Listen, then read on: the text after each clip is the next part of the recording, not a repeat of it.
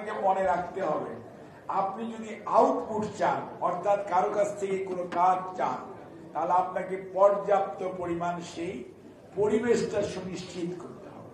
কাজে আজকে 2025 সনে দাঁড়িয়ে শেষ নভেম্বর মাসে আগামী ফেব্রুয়ারির মধ্যভাগে নির্বাচন হওয়ার কথা আছে এবং আমরা আশা করি যে মধ্যভাগে ইনশাআল্লাহ নির্বাচন হবে। ষড়যন্ত্রের বেড়াজাল অনেকেই বোনার চেষ্টা করছেন, কেউ কেউ বিভিন্ন ধরনের কথা বলে দায়িত্ব এড়িয়ে যাওয়ার চেষ্টা করছেন, সেটিও সঠিক নয়। কারণ যারা সরকারে আছেন আপনাদের বয়স 14 মাস হয়ে গেছে। কাজেই মনে রাখতে হবে, জুলাই আগস্ট 24-এ শহীদ শুধু যারা রক্ত দিয়েছে তাদের রক্তের যেমন মূল্যায়ন করতে হবে, আজকে যারা আমার ভাইয়েরা গুম হয়েছে বিগত 15 বছরে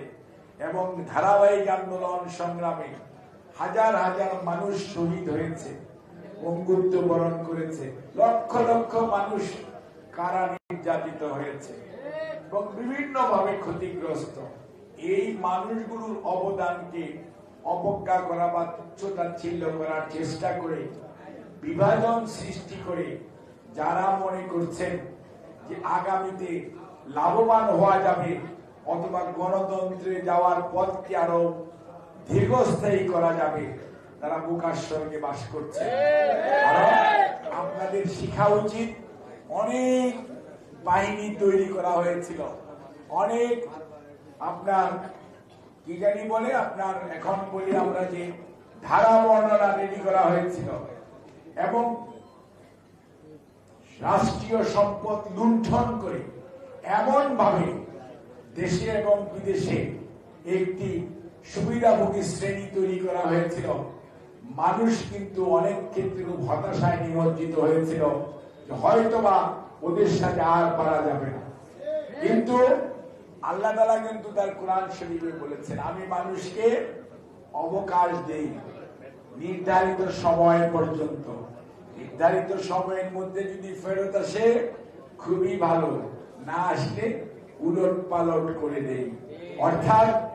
আপনাকে বুঝতে হবে, আজকে যারা চেয়ারে বসে অথবা চেয়ারের বাইরে থেকে ক্ষমতার স্বাদ আস্বাদন করে মনে করছেন এটা আরো একটু লম্বা করবেন এবং জনগণকে 14তে ভোট দিতে দেন নাই, 18তে রাত্রি করেছে, 24-এ দরকার পড়ে নাই, এখন 26-এও এটাকে টেনে লম্বা করে অধিকার হারা করে রাখবেন, আমার মনে হয় সেই সুযোগ হয়তো ষড়যন্ত্র করতে পারেন। কিন্তু গণতন্ত্রকামী মানুষ আজকে বিএনপির ভারপ্রাপ্ত চেয়ারম্যান জনাব তারেক রহমানের নেতৃত্বে শুধু বিএনপি নয়, গণতন্ত্রকামী মানুষ ঐক্যবদ্ধ এবং দেশের মানুষের আশা এবং ভরসার স্থল গণতন্ত্রের মা দেশনেত্রী বেগম খালেদা জিয়া। উনিও যখন আজকে নির্বাচনে প্রতিদ্বন্দ্বিতা করার জন্য আলহামদুলিল্লাহ ওনার দল ওনাকে নমিনেট করেছে এবং ওনার আগ্রহ আছে, কাজেই সেই অবস্থায় দাঁড়িয়ে গণতন্ত্রকে প্রলম্বিত করার ষড়যন্ত্র এদেশের সাধারণ সংখ্যাগরিষ্ঠ মানুষ কোনো অবস্থাতেই গ্রহণ করবে না। কাজেই শ্রমিক ভাইরা মনে রাখবেন, গণতান্ত্রিক পরিবেশ যদি থাকে আপনার আমার দাবি আদায় হবে, আলোচনা হবে ওভার দি টেবিল। আর যদি গণতন্ত্র না থাকে, গণতন্ত্র আপনাদের প্রতিনিধিত্ব সেটা যেভাবেই হোক যদি প্রতিষ্ঠিত না হয় এবং একটি গণতান্ত্রিক পরিবেশ নিশ্চিত না হয়, তাহলে আমাদের কেন আপনাদের কেন দেশের মানুষের আশা আকাঙ্ক্ষার প্রতিফলন ঘটবে।